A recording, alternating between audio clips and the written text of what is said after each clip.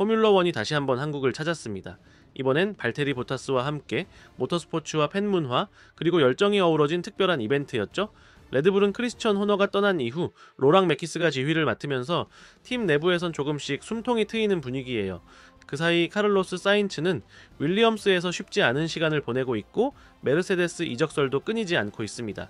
키미 안토넬리를 둘러싼 불확실성 속에서 사인츠의 이름이 계속 거론되고 있는 거죠. 저 영상이 마음에 드셨다면 좋아요와 구독 부탁드리고요. 하이프도 한번 눌러주세요. 모든 출처는 아래 설명란에 있습니다.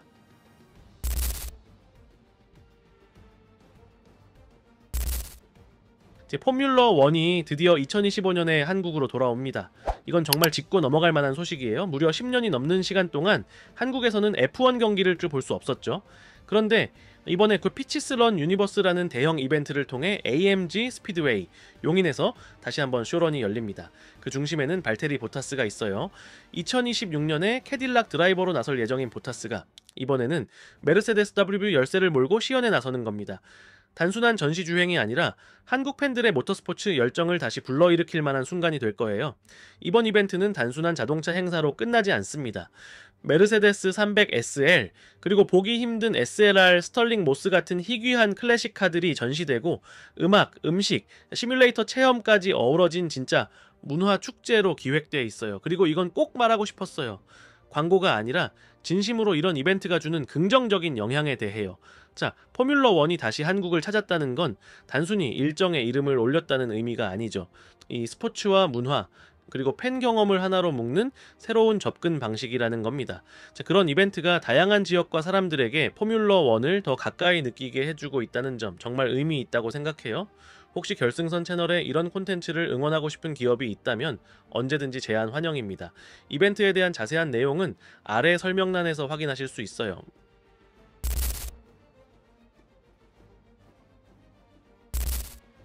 이제 분위기를 바꿔서 이번엔 레드불 이야기로 넘어가 보죠. 무려 20년 넘게 팀을 이끌어왔던 크리스천 호너가 팀 대표 자리에서 물러났습니다. 조금 전까지만 해도 상상하기 어려운 변화였죠. 헬무트 마르코는 그 결정에 대해 이제는 팀을 이끌 엔지니어가 필요할 때라고 설명했고 그 자리를 로랑 메키스가 이어받았습니다. 그렇다면 이 선택은 과연 옳았을까요? 최근 결과만 놓고 보면 긍정적인 신호들이 보여요. 메키스는 정치적인 줄다리기보다 현장의 기술과 개발에 더 집중하는 스타일입니다. 좀 더 공장 현실에 맞닿아 있는 접근이죠. 물론 호너가 능력이 없었다는 건 전혀 아닙니다. 그의 리더십 아래서 레드불은 포뮬러1 역사상 가장 성공적인 팀 중 하나가 됐으니까요. 하지만 동시에 최근 몇 년간 팀 분위기는 점점 무거워지고 있었고 트랙 밖에서 에너지가 빠져나가는 느낌도 있었어요. 메키스 체제 이후 아직 개발 측면에서 해결할 문제가 많긴 해도 레드불 내부는 훨씬 숨통이 트인 듯한 분위기입니다. 맥라렌은 이미 기준이 되어버렸고 페라리와 메르세데스도 여전히 강하죠. 그렇지만 베르스타펜은 다시 우승했고 포디움에도 올랐습니다. 아직 레드불이 완전히 부활했다고 말하긴 이르지만 최소한 위에서부터 눌러오던 압박은 사라진 듯해요. 리더십 교체가 기술적인 모든 문제를 해결하진 못해도 팀이 스스로를 다시 정비할 수 있는 새로운 흐름을 만들어줄 순 있죠. 지금 레드불이 딱 그런 전환점을 지나고 있는 게 아닐까요? 정치보다 엔지니어링, 압박보다 결과에 집중하는 팀으로요.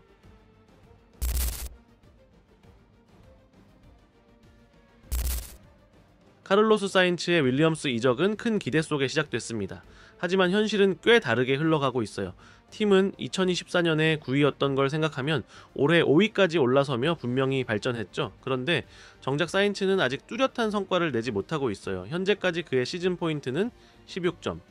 반면 알렉스 알본은 무려 70점을 기록했고 탑5 피니시만 벌써 4번입니다. 숫자만 봐도 차이가 확연하죠. 예선 랩타임 평균만 봐도 알본이 약 0.08 초 정도 앞서고 있습니다. 이 정도면 그리드상 중요한 위치를 가를 수 있는 차이예요. 하지만 이게 사인츠가 실력이 떨어졌다는 뜻은 아닙니다. 문제는 적응이에요.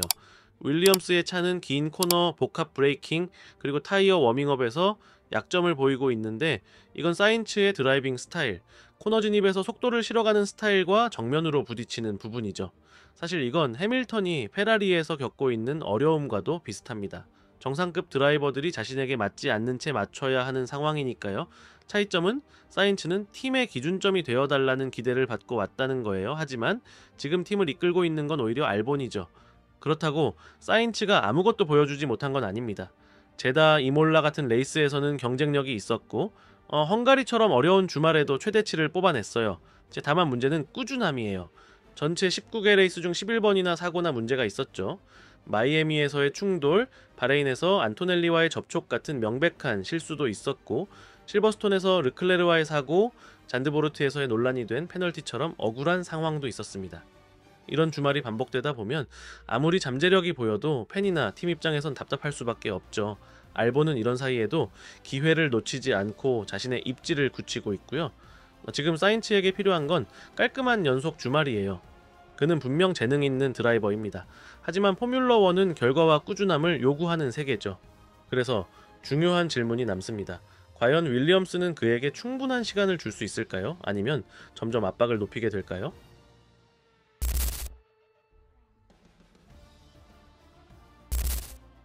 카를로스 사인츠의 윌리엄스 시즌이 이미 순탄치 않은 상황인데 여기에 이적설까지 더해지며 압박이 점점 심해지고 있어요. 이탈리아 그랑프리 이후 메르세데스 수장 토토 볼프는 키미 안토넬리의 퍼포먼스에 대해 실망스러웠다고 말했죠. 보통은 드라이버들을 감싸는 그가 이런 발언을 했다는 것만으로도 이적설이 다시 고개를 들게 만들었습니다. 정확히 말하면 메르세데스가 안토넬리 대신 사인츠를 고려하고 있는 게 아니냐는 이야기죠. 랄프 슈마허는 한술 더 떴습니다. 사인츠가 특정 조건에 언제든 윌리엄스를 떠날 수 있다는 계약 조항이 있다는 말까지 했거든요. 윌리엄스 대표 제임스 바울스는 강하게 부인했지만 포뮬러1에서는 누구나 알고 있죠. 계약은 결국 원하면 깰 수 있다는 걸요. 메르세데스가 정말 사인츠에게 관심을 가진다면 그가 다른 팀 유니폼을 입고 있는 걸 보는 건 그리 놀라운 일이 아닐 수 있습니다. 객관적으로 봤을 때 이 시나리오가 말도 안 되는 건 아니에요. 사인츠는 이미 우승도 해봤고 톱팀에서의 경험도 충분한 드라이버니까요. 게다가 지금은 메르세데스 엔진에 1년 가까이 적응해 있는 상태죠.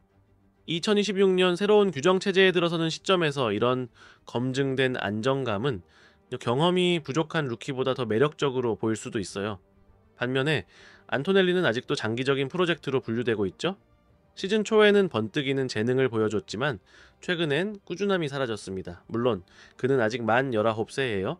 하지만 메르세데스가 지금 겪고 있는 상황을 보면 포뮬러1에서 인내심은 흔하지 않죠. 토토볼프가 겉으론 안토넬리를 지지하더라도 그의 재계약이 아직 체결되지 않았다는 점은 지금 내부적으로 고민이 깊다는 걸 보여줍니다. 결국 메르세데스는 미래를 향한 베팅과 지금 당장의 안정감 사이에서 갈등하고 있는 셈이에요. 사인츠가 들어오면은 팀은 안정될 수 있겠지만 그걸로 맥라렌이나 레드불을 따라잡을 수 있을지는 미지수고, 반대로 안토넬리를 너무 빨리 포기하는 건 장기적으로 봤을 때 손해일 수도 있죠. 이런 루머가 나오는 배경엔 분명한 메시지가 담겨 있어요. 안토넬리에게 지금보다 더 빠른 성장과 꾸준한 퍼포먼스를 요구하고 있다는 거죠. 마치 예전에 베르스타펜 이적설이 흘러나왔을 때처럼요. 메르세데스는 항상 옵션을 열어두는 팀이고 사인츠는 그중 하나일 뿐이에요. 다만 이런 소문들이 지금 안토넬리가 간신히 유지하고 있는 자신감까지 무너뜨릴 수 있다는 점은 굉장히 조심해야 할 부분입니다. 결국 이 이야기는 포뮬러1이라는 세계가 얼마나 냉혹한지를 잘 보여줘요. 3월엔 천재 소리를 듣던 루키가 9월엔 의심받을 수 있고, 비판받던 베테랑은 어느새 톱팀의 해결사로 떠오르기도 하니까요. 그리고 지금 사인츠는 윌리엄스의 조연이 아니라 정치적 중심에 서 있는지도 모릅니다. 문제는 그가 정말 이런 임시방편 카드 역할을 받아들일 준비가 되어 있느냐는 거예요. 사실 이 안토넬리 사인츠 이야기는 그가 데뷔하기 전부터도 나왔던 이야기였죠. 당시 윌리엄스는 더 이상 메르세데스의 이군이 되고 싶지 않다며 거절했고, 그래서 안토넬리가 바로 메르세데스로 갔다는 얘기도 있었고요. 랄프 슈마허는 패독 내에서 제법 정확한 정보들을 던져온 인물입니다. 이번에도 이 루머가 안토넬리를 자극할지 아니면 압박으로 작용할지는 앞으로 몇 경기 안에 드러나겠죠. 영상이 유익하셨다면 하이프 버튼 꾹 눌러주시고 좋아요와 구독, 알림 설정까지 부탁드립니다. 결승선 채널은 매일 영상 올라오니까요. 자세한 출처는 아래 설명란에 있습니다. 고맙습니다. 다음 영상에서 또 만나요.